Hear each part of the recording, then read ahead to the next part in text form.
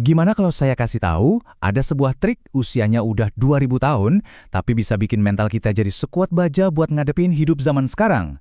Ini bukan sekedar teori kuno, tapi resep jitu buat tantangan hari ini. Dengar kata filsafat, mungkin yang kebayang itu sesuatu yang jelimet, berat, dan ya nggak relevan lah buat kita. Tapi, gimana kalau saya bilang, salah satu filsafat tertua di dunia ini justru punya jawaban buat stres dan cemas yang kita rasain tiap hari.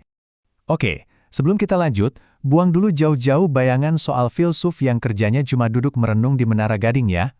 Jadi, pas Anda mikirin soal filsuf, apa sih yang muncul di kepala? Pasti bukan seorang jenderal yang lagi mimpin pasukannya di tengah perang, kan? Nah, coba deh lupakan dulu bayangan orang berjubah yang cuma ngomongin teori. Filsafat yang mau kita bedah ini, lahirnya itu dari medan perang, dari kekacauan hidup yang sesungguhnya. Kenalan yuk sama tokoh utama kita, Marcus Aurelius. Dia ini bukan orang sembarangan. Dia kaisar Romawi, komandan militer, sekaligus salah satu filsuf stoa terhebat sepanjang sejarah. Orang paling berkuasa di masanya, tapi juga seorang praktisi filsafat yang tekun. Keren banget kan kombinasinya? Dan ini yang bikin luar biasa. Marcus Aurelius itu mimpin legion Romawi di perbatasan Jermania. Nah, buku harian filosofisnya yang terkenal, Meditations, itu dia tulis bukan di perpustakaan yang nyaman, tapi dari dalam tenda perangnya. Bayangin, di tengah pertempuran, menghadapi penyakit, menghadapi pengkhianatan. Ini bukti nyata kalau filsafat itu bukan cuma buat di ruang kelas, tapi alat buat bertarung di medan perang kehidupan. Oke, kita fast forward dari zaman Romawi kuno ke dunia kita sekarang. Dunia yang, ya Anda tahu sendiri, penuh sama notifikasi, lautan opini di medsos, dan pastinya kekhawatiran yang gak ada habisnya. Coba deh, jujur sama diri sendiri. Sering gak ngerasa khawatir soal banyak hal? Gampang kesulut emosi atau tersinggung di media sosial? Atau mungkin susah banget buat move on? Kayaknya ini udah jadi paket harian buat banyak dari kita ya kan?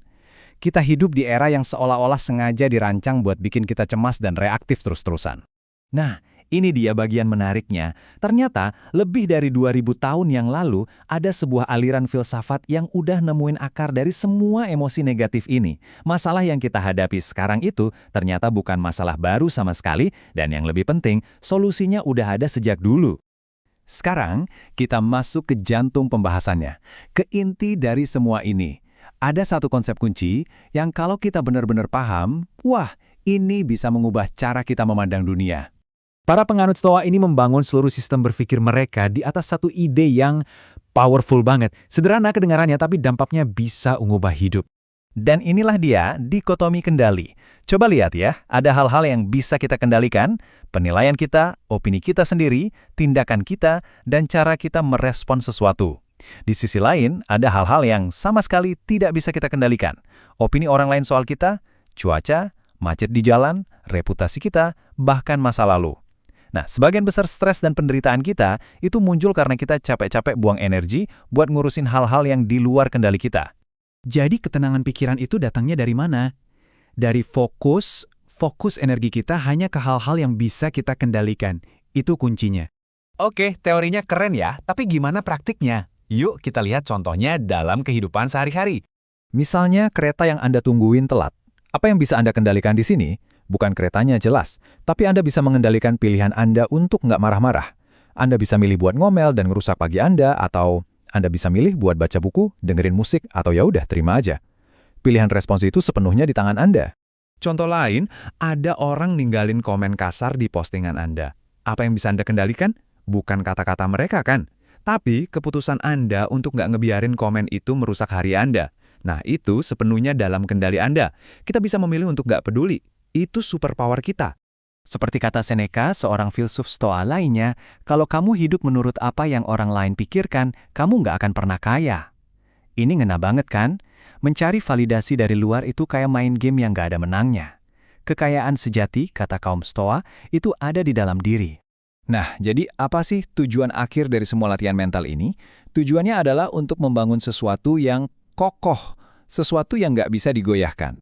Inilah yang mereka sebut benteng datin, sebuah sumber kekuatan dan ketenangan di dalam diri kita yang kebal terhadap semua kekacauan dunia luar. Mau itu macet, komen jahat, atau nasib sial sekalipun, nggak akan bisa nembus benteng ini.